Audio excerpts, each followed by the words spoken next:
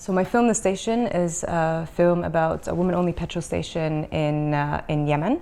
It's set against the backdrop of a war, and the story revolves around the relationship between three siblings, two sisters and their younger brother. And the entire story takes place over the course of one day.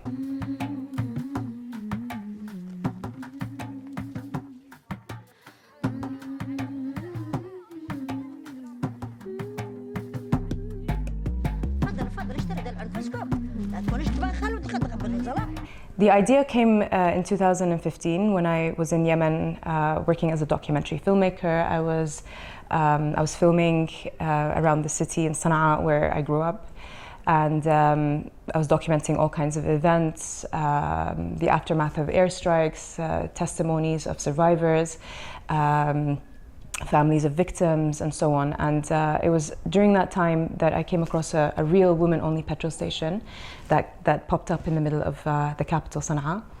And it was a very inspiring place. It was full of women that were from all different walks of life, from different backgrounds, different social classes.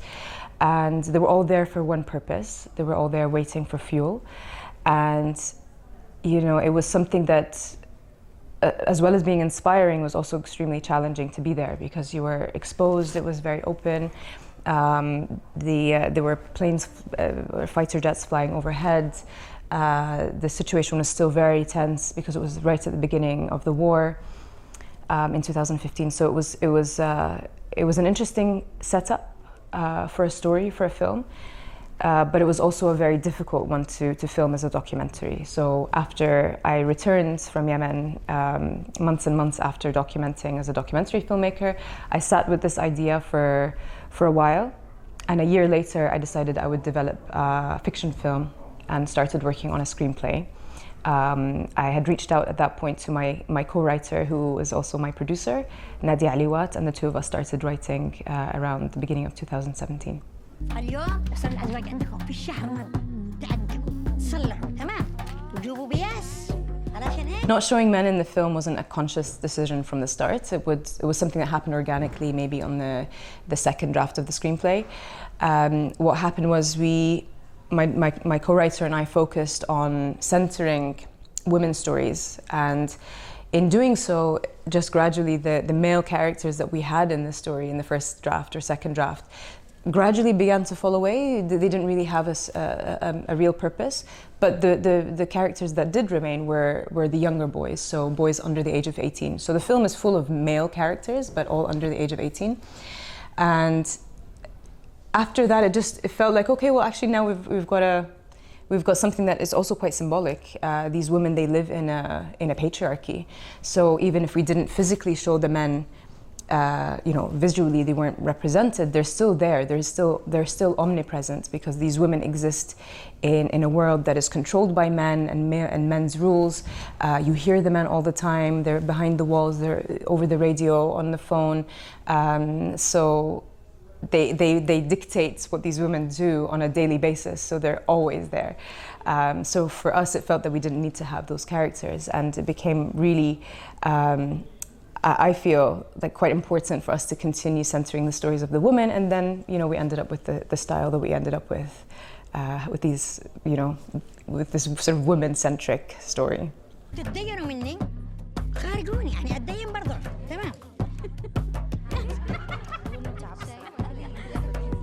No, I think the film is really it's realistic in terms of the themes.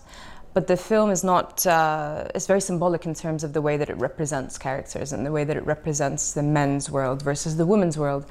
And this idea that even if the men do not exist, they're still dominating, they're still dictating the decisions of these women every day. They're still, they're very much omnipresent in everything that they do in their lives was obviously a very symbolic thing. And I think in the scene where the women, I don't necessarily want to talk specifically about scenes, but when the women come together, which I think the whole story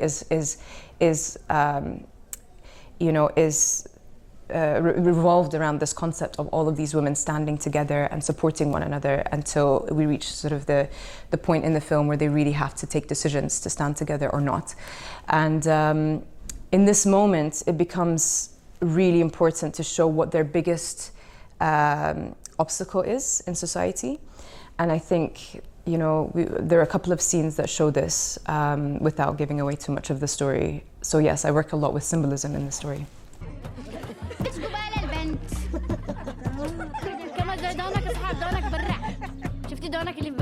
As we were working on writing the story, the events were constantly evolving and constantly changing, and the way that the war manifested itself was also constantly changing, and the different parties at war were constantly changing, and the alliances were changing.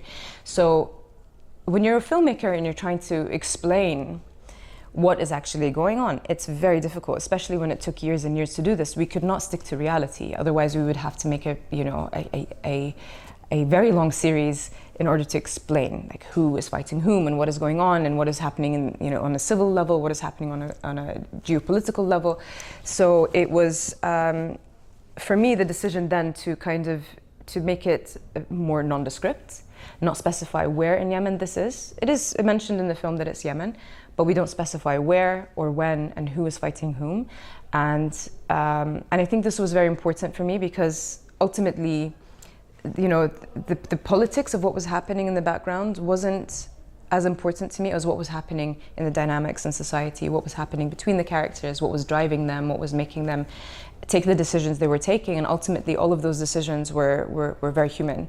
And, you know, regardless of which side they were supporting, which side they were on, I think that was, for me, the essential thing that I really wanted to highlight without diluting the story by trying to place it in a very specific time and place.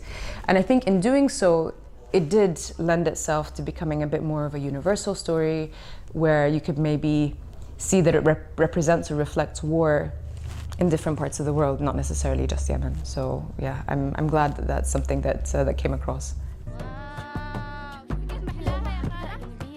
شو مزوجة؟ لا أرملة. مع السلامة، شكيتي من ضرب، هذيك شو تتحملت ترملت.